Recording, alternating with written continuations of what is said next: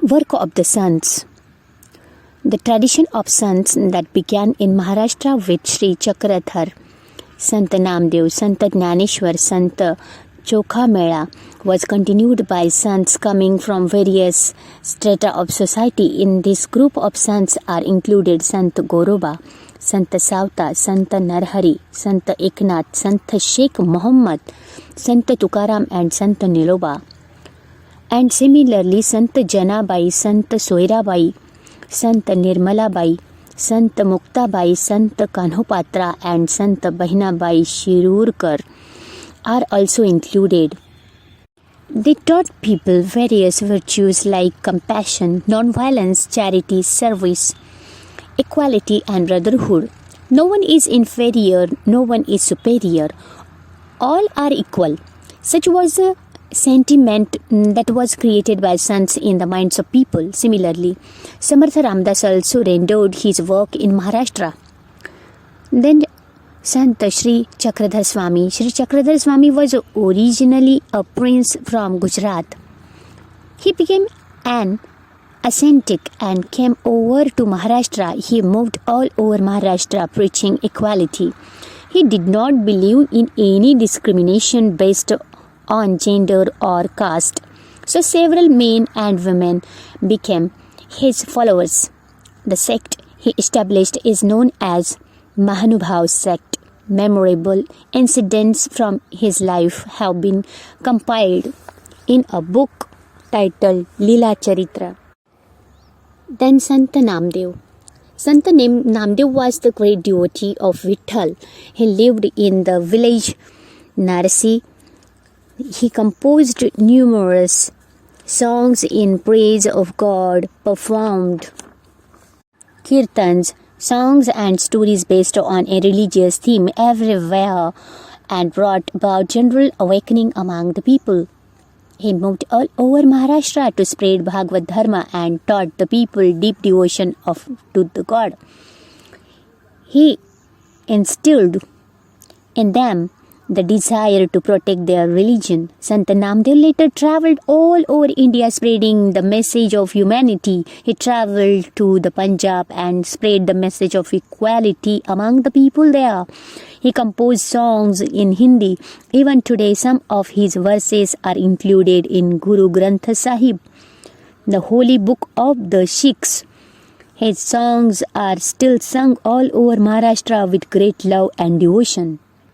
Now, Sant Jnaneshwar. Sant Jnaneshwar's family belonged to Appegon. Nivrittinath and Sopandev were his brothers. Muktabai was his sister. Bigoted men of the time used to look down upon these children because they were the offspring of a sannyasi. It happened like this.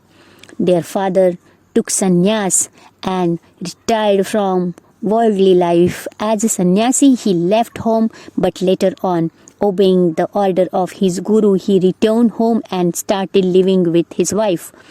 Therefore, children were born afterwards.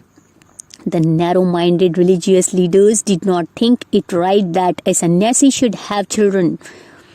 People persecuted the children and banished them from their community. Once Jnaneshwar went round the town begging for alms, but no one would give him any alms. He had to listen to abusive language instead. Young Jnaneshwar was deeply pained by this incident. He returned his heart and looked a locked door from inside to creep over his Lord.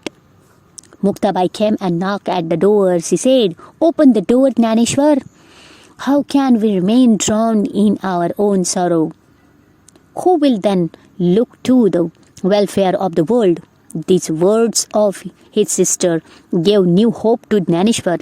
He forgot his personal sorrow and started his work everywhere. The poor and backward people were being oppressed. In the name of the religion, Jnaneshwar went among the people and taught them to have faith in God.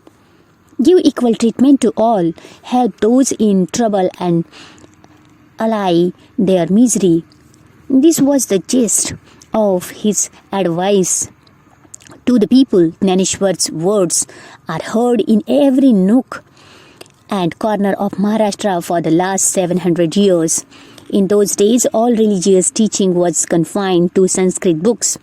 The language of ordinary people in everyday use was Marathi. Gnaneshwar wrote his outstanding book Gnaneshwari in Marathi. He thus opened wide for his people the doors of knowledge, where he preached the ideal of brotherhood among all men at a very early age. At Alandi near Pune, Gnaneshwar took samadhi, that is, put himself in a trance from which he never came out.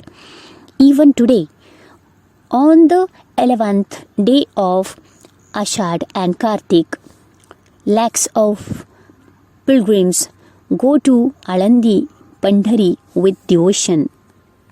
Then Sant Eknath. Sant Eknath carried on the work started by Sant Namdev and Sant Gnaneshwar. He lived in Paithan. He preached that the way to reach God was through devotion, Bhakti Marg. He wrote numerous religious songs, abhanga, odes, and bharuds. His advice to the people was not to accept any distinction of high and low. He made friends with the poor and the downtrodden and taught them devotion to God. His love extended even to the dumb animals. He exhorted the people to love all living beings and practiced what he preached. One day he was going to the river Godavari for a bath. It was noon and very hot. The sand bed along the riverside was very hot too. He heard the crying of a poor child sitting on the hot sand. Eknath looked around and saw the child. He rushed to him and looked around for the child's parents. He picked up the child in his arms, wiped his tears and fetched him home. In this way, by his personal example, Eknath impressed the message of love and equality on the minds of the people. Now Sant Tukaram. Two great sons, Tukaram and Ramdas, lived in Shivaji's time. Tukaram came from Dehu near Pune. He owned a farm and also a grocery shop. His forefathers used to lend money to the needy people, but Tukaram drowned in the river Indrayani all the record of loan papers he had, thus giving relief to many. He would go to the neighboring hill and sing songs in praise of God Vitthal. On the 11th day, Ekadashi of the month of Ashad and Kartik, he would go to Pandharpur. He wrote devotional songs, abhangas, and performed kirtans. Thousands flocked to listen to him. Shivaji Maharaj also attended his kirtans. Sant Tukaram preached to the people about the virtues of pity, forgiveness, and peace of mind.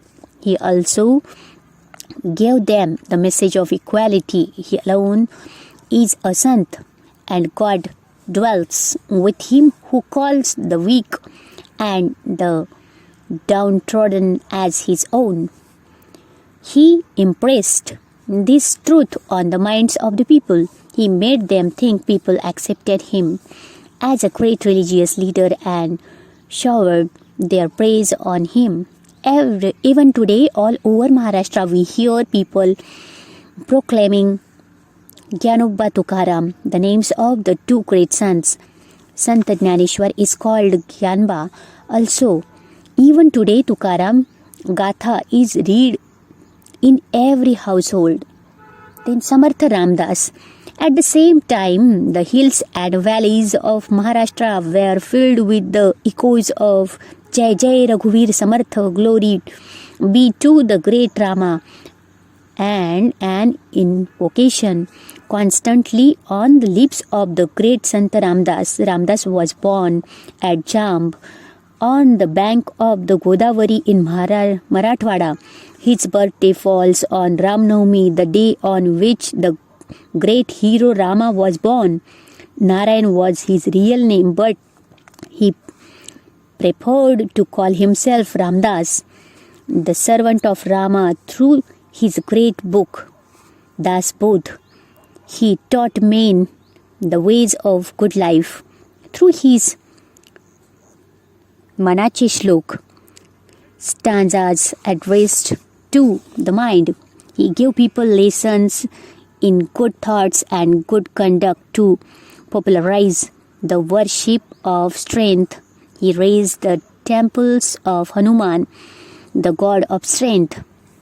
He exhorted people to be strong and told them of the power that resides in an untitled people. He taught them to organize themselves and fight against injustice. This gave courage to the people. The work of the saints brought about a great awakening among the people. Religion once again became a thing to be respected, and a spirit of self-reliance was born. People regained their lost confidence.